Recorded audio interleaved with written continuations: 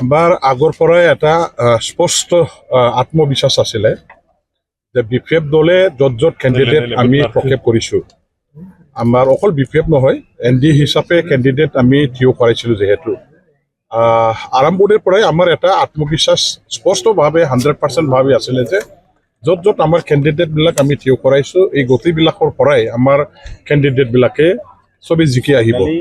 আৰু আজি ভোট গণনাৰ পাছত যিখিনি আমি দেখিবলৈ পাইছোঁ, প্ৰায় আমি যেনেকৈ আশা কৰিছিলোঁ মানে প্ৰায় ঠিক তেনেকাই হৈছে বুলি আমি এতিয়া মানে ক'ব পৰা হৈ গ'ল। আজি সঁচাকৈ এই বিজয়ৰ কাৰণে আমি আমাৰ বিপিএফ আৰু বিজেপি লগতে আমাৰ AGP দল ND হিচাপে আমি যৌথভাৱে আমাৰ মাজৰ এটা সমন্বয় ৰক্ষা কৰি পেলাই চবে যিহেতু নিষ্ঠা সহকাৰে নিজৰ দায়িত্ব কৰ্তব্য পালন কৰি পেলাই কাম কৰি ৰাইজৰ ওচৰত যিহেতু গৈ আমি ভোটাৰ ৰাইজৰ মন জয় কৰিবলৈ সক্ষম হ'লোঁ। আৰু ভোটাৰ ৰাইজে আমাৰ NDAৰ প্ৰতি আস্থা বিশ্বাস ৰাখি আজি NDAৰ কেণ্ডিডেটবিলাকক যে ভোট দিলে, ইয়াৰ কাৰণে আমাৰ আজিৰ এই বিজয়ৰ যিখিনি আমাৰ সফলতা, আমি যৌথভাৱে কাম কৰাৰ এটা আমাৰ মাজত এটা সমন্বয় সম্পৰ্ক আৰু নিষ্ঠা সহকাৰে দায়িত্ব কৰ্তব্য পালন কৰাত সঠিকভাৱে পালন কৰিব পাৰিছোঁ। আৰু ৰাইজৰ আস্থা, ৰাইজৰ বিশ্বাস আমি আদায় কৰিব পাৰিছোঁ।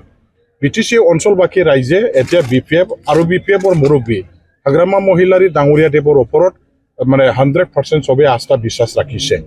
আৰু BTC গভৰ্ণমেণ্ট নতুনকৈ যিহেতু গঠন কৰাৰ পাছত যেনেকুৱা ধৰণৰ এই 2-3 মাহত আমি কাম কৰিবলৈ আৰম্ভ কৰিছোঁ, তাৰ প্ৰতি ৰাইজে আস্থা বিশ্বাস ৰাখিছে যে আগন্তুক আকৌ 5 বছৰ যিহেতু BTC গভৰ্ণমেণ্ট বিপিএফ দলে হাগ্ৰামা মহিলাৰী ডাঙৰীয়া দেৱৰ নেতৃত্বত মানে চৰকাৰ চলাই থাকিব।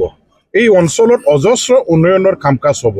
সকলো জাতি জনগোষ্ঠীৰ যিবিলাক সমস্যা আছে সেইবিলাক সমাধানৰ কাৰণে ব্যৱস্থা লোৱা হ'ব।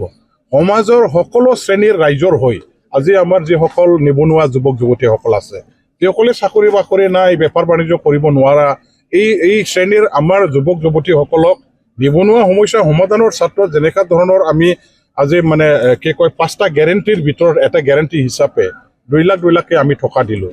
বৃদ্ধসকলক আমি 10,000কৈ টকা দিলোঁ। মহিলাসকলক আমি 15,000কৈ আমাৰ সেল্ফ হেল্প গ্ৰুপৰ নামত যে টকা দিছোঁ। গৰীবসকলক একেবাৰে মানে যিসকল দৰিদ্ৰ ফেমিলি তেওঁলোকৰ নামত যে 10,000কৈ টকা দিলোঁ। এইটো আমাৰ ৰাইজৰ মন জয় কৰিব পৰা এটা আঁচনি আছিলে।